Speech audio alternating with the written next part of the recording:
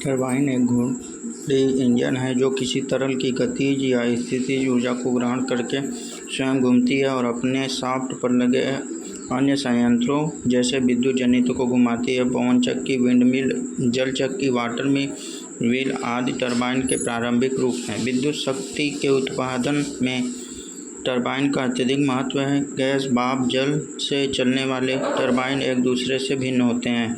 Gas, भाप, जल से चलने वाले टरबाइन एक दूसरे से भिन्न होते हैं। गैस कंप्रेसर या पंप भी टरबाइन जैसा ही होता है, पर यह टरबाइन से उल्टा कार्य करता है। गैस कंप्रेसर या पंप भी टरबाइन जैसा ही होता है, पर यह टरबाइन से उल्टा कार्य करता है। टरबाइन का विकास एवं सिद्धांत टरबाइन के वर्गीकरण कार्यकारी माध्यम के अनुसार माध्यम के गति के दिशा में के अनुसार उपयोग के आधार पर गैस टरबाइन, जल टरबाइन या जल चक्र, भाप टरबाइन। संदर्भ इन्हें भी देखें। बाहरी कड़ियाँ टरबाइन का विकास। टरबाइन में कम से कम एक रोटर असेंबली होता है जो इसकी गतिज ऊर्जा एवं एक या एक से अधिक ब्लेड के साथ शाफ्ट या ड्रम के साथ इस मशीन को चलाता है। ब्लेड पर तरल पदार्थ या अन्य पदार्थ दबाव डालते हैं जिससे रोटर या घूर्णित चलता है। यह चाल और रोटर घूर्णित को गतिज ऊर्जा प्रदान करती है। गैस, भाप और जल टरबाइन में आमतौर पर ब्लेड के आसपास एक आवरण होता है जो द्रव की मात्रा को नियंत्रित करता है। शब्द टरबाइन 1822 में फ्रेंच खनन इंजन क्लाउड बार्डिन ने लैटिन टर्बो शब्द भंवर से गढ़ा था। इसका उल्लेख संस्मरण में उन्होंने किया था जो रॉयल साइंस अकादमी पेरिस को प्रस्तुत किया गया था।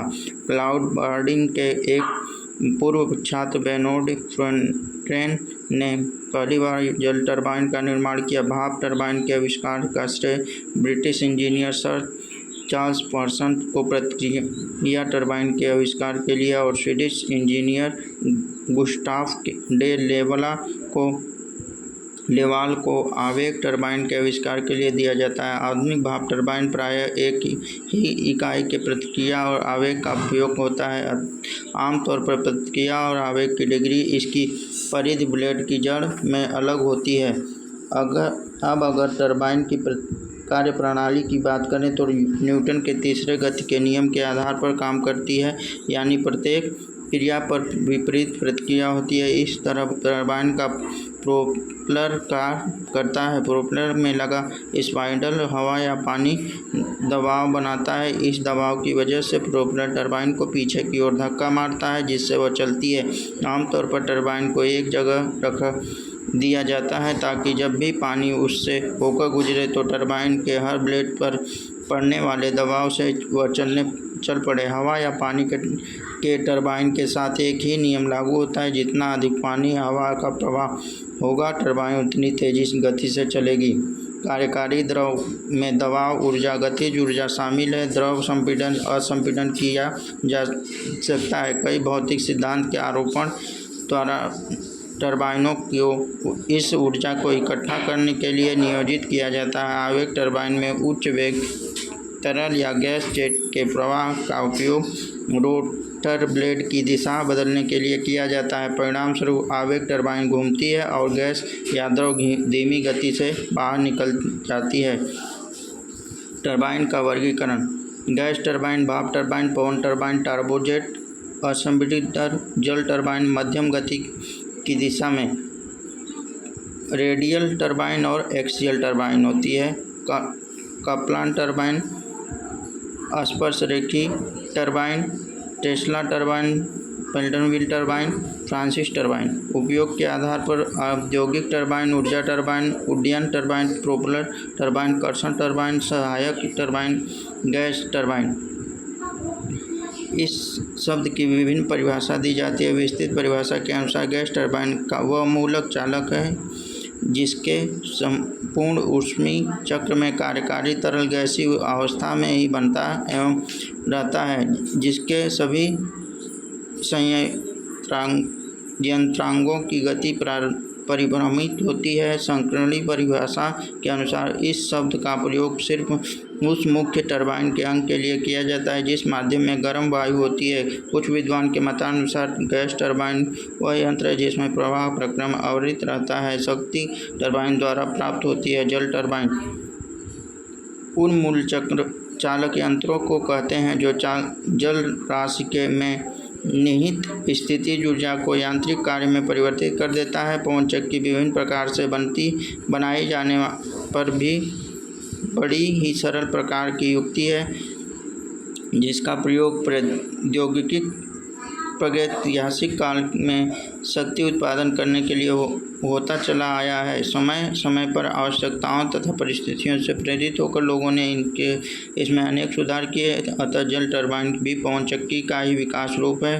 पिछली अर्ध शताब्दी से तो इसका इतना उपयोग बढ़ गया है। इसके द्वारा लगभग सभी सभ्य देशों में जगह जगह छोटे बड़े अनेक जल विद्युत शक्ति गृह बनाए जाने लगे हैं। इसके कारण दूर जलहीन देहातों में भी बड़े सस्ते भाव पर बिजली प्राप्त होने लगी और नाना प्रकार के उद्योग धंधों के विकास में प्रोत्साहन मिला है। भाप टरबाइन स्टीम टरबाइन एक मूल चालक प्राइम मूवर है जिसका भाप की ऊष्मा ऊर्जा को गतिज ऊर्जा में परिवर्तित कर उच्च गतिशील भाप को एक घूर्णन पर बांधे हुए बहुत से फलकों पर टकरा दिया जाता है जिससे फलक परिभ्रमण करते एवं इससे कार्य होता है।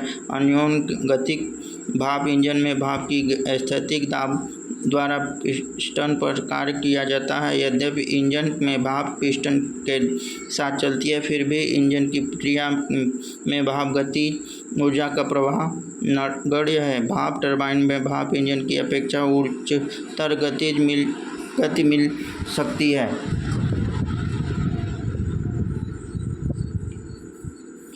गति सीमा भी बड़ी हो सकती है। टरबाइन के पुर्जे संतुलन अच्छा रहता है। भाप की समान मात्रा एवं समान अवस्था में भाप टरबाइन भाप इंजन से अधिक शक्ति पैदा कर सकता है। भाप इंजन से कुछ वर्ष काम लेने के बाद ही की खपत बढ़ जाती है परंतु टरबाइन में ऐसी अवस्था नहीं हो पाती। पृथ्वी पर के सभी मूल चालक में भाप टरबाइन सबसे अधिक टिकाऊ होता है। टरबाइन सबसे बड़ा लाभ यह होता है कि इसके घूर्णन गति सीधे प्राप्त होती है जबकि भाप इंजन अन्योन गति से घूर्णन गति प्राप्त करने के लिए अलग से उत्पादन का व्यवहार करना पड़ता है। वाष्पित भाप का जनन उच्च दाब एवं अधिताप पर होता है। जब यह भाप टरबाइन के पास पहुंचती है उस समय उसमें अधिक मात्रा में ऊष्मा ऊर्जा होती है। इसकी दबाव भी इतनी अधिक होती है कि यह निम्न दाब तक प्रसारित हो सकती है परंतु उस समय इसकी गतिज ऊर्जा नगण्य होती है। अतः भाप कुछ कार्य कर सके इसके पहले इसकी ऊष्मा ऊर्जा को गतिज ऊर्जा में परिवर्तित किया जाता है। यह परिवर्तन अच्छी तरह अभिकल्पित उपकरण में भाप को विस्तारित करने से होता है। भाप का प्रसार या तो एक ही प्रक्रिया में पूर्ण किया जाता है। विभिन्न क्रियाओं में इसका अर्थ यह होता है कि ऊष्मा ऊर्जा को गतिज ऊर्जा में परिवर्तित करने के लिए बहुत से स्थिर उपकरण व्यवहार में लाए जाते हैं और प्रायः दो स्थिर उपकरण के बीच एक गतिमान उपकरण लगा रहता है। स्थिर उपकरण में प्राप्त गतिज ऊर्जा को उसके बाद बंधे हुए गतिमान उपकरण के ऊपर कार्य करने के लिए लगाया जाता है।